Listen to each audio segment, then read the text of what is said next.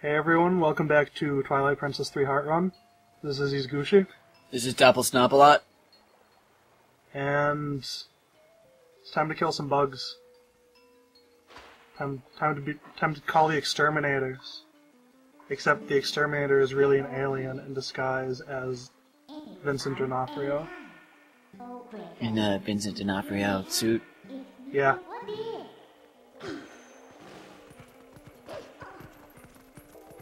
By the way, I made up that thing about Metal Gear Solid 3. Oh, you did? Yeah. Okay.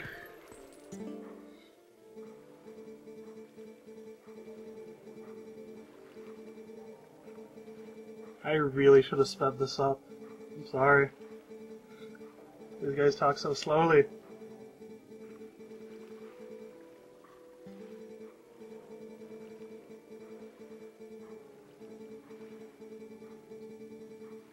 We could always narrate it. I don't know, because we haven't narrated anything else in the entire run so far. Well, we have time to do that one, though, whereas this is too fast. Unless we just did the colored words. You notice none of these words are colored, because they're not important at all. Oh, there we go. Dark insects. Light. In this shadow realm of Twilight, the insects are invisible, like the humans of this world. Oh no, I'm doing the voice wrong. This is... Light. Final cloud of twilight. This is totally some Captain Kirk stuff.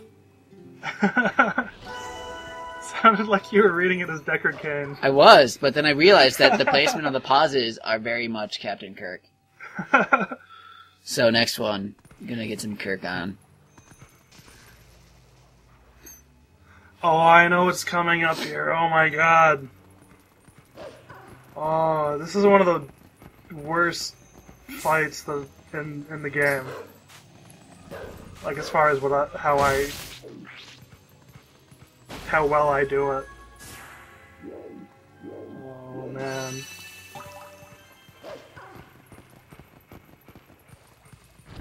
These guys right here take forever. And ever. And ever. And ever. Endeavor? Should I endeavor to defeat them? Yeah, so the battlefield is basically a big U. And there's like two guys on either side of the wall, plus the one guy towards the bottom. So you gotta get one of them and then lure the two together. So obviously you're not gonna kill the guy at the bottom first. But, yeah, right there, I didn't know that if you hold down B, there's like a timer, and if you keep it held down too long, it automatically does the attack. So I was trying to get him in the attack and then back away and get the other one, but he was walking away from me.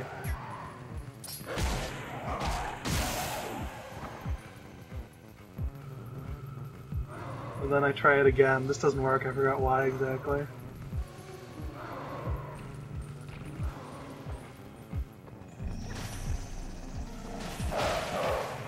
Oh yeah, because I guess Link just didn't feel like jumping far enough. Yeah, I call shenanigans on that one. 'Cause that's bullshit.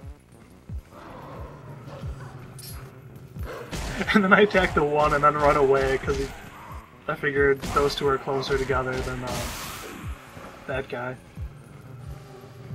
And then I try it again, and it fails again. That guy takes off a heart of my health. That time it didn't work because I ran into the wall.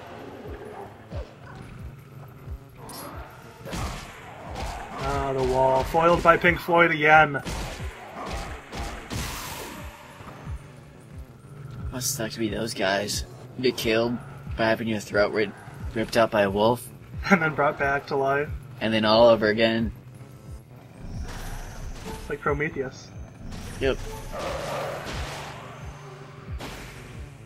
So that's got to be at least like the second time I've been foiled by Pink Floyd, because I remember playing Majora's Mask, and thinking, you know, the final dungeon or the final boss has got to be somewhere on the light side of the moon, right? But nope. Wasn't there. I'm gonna make a video game about Prometheus that goes backwards. How'd that work? You start at the end of the story and go from the end to the forward of the beginning of it. Well, you would see it in the same way that Prometheus sees it.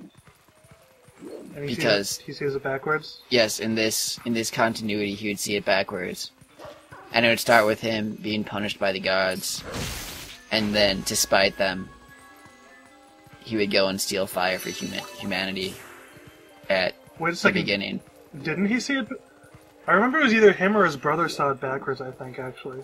Like, in actual mythology. And I missed that jump, so I swim around. Google it. Because I think Prometheus means... It means either forward-thinking or backwards-thinking. So, I think Prometheus has got to be forward-thinking since he was like, oh, fire is cool and people should have it. Probably. I might be wrong. If I'm wrong, I'll look it up and put it in captions or whatever. Yeah, the beauty of the story is that he's getting revenge for something in the past, and then in the future, the gods get revenge on him. It's like a loop. It's ironic. Also, it's probably a stealth game. With magic. So if anyone has a few $1 million lying around, please mail it to me so I can make my game. I also have an idea for a game, and it would be awesome. And, yeah, really, there's nothing else to talk about now, so I might as well talk about it. Okay, so here's the deal. It's kind of like Assassin's Creed, where, say, you have so many targets to take out, and you're, like, new to the Assassin Guild or whatever, I don't know. So there's a big open city. So you're going around, taking out the targets, and just, as you go through, you get into these situations where you really shouldn't be able to get out of them, but some unseen person helps you get through it. And then you get to the end of the game, and it's revealed, oh, you're not at the end of the game. You're really like halfway through. Because of what it turns out is that you were never that good of an assassin. Like, you're good now, but at the beginning you sucked. And then it turns out that the Assassin's Guild that you work for has a time machine. And what they're basically doing is saying, alright, now that you're actually good, you have to go back and save your own ass. And basically that's what the second half of the game is saving yourself from these, you know, these unwinnable situations without letting your past self see you and causing a time paradox or whatever.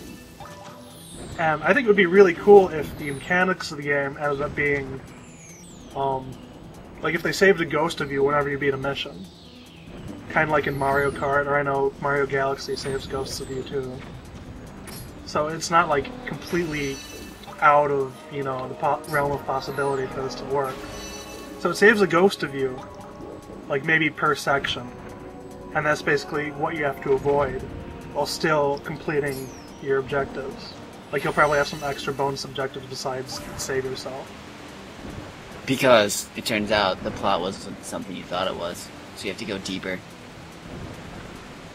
And of course there would be like really cool time travel shenanigans, like in Back to the Future, the mall at the beginning, where he meets Doc Brown, is called the Twin Pine Mall. And then he goes back in time, and he's on the farm that used to be there, and as he's leaving he accidentally runs over one of the trees, and then when he goes back at the end of the movie it's called the Lone Pine Mall. So just like weird little things like that. By the way, as you probably noticed as you're going through that Shadow Cargarok part, if you pass up one of the shadow bugs, Twilight bugs, it'll overtake you again, so you have another chance. So. And all 4 of them are towards the beginning of the course, so it's not that bad.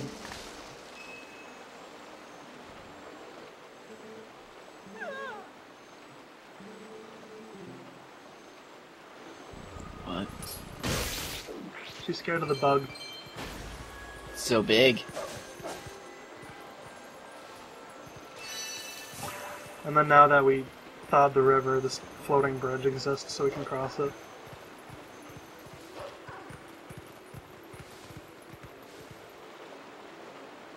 Those guys, if you talk to them, they pretty much just tell you how to get to, like the quickest way to get to Hyrule Castle. I'll point that out again, I think it's the next video.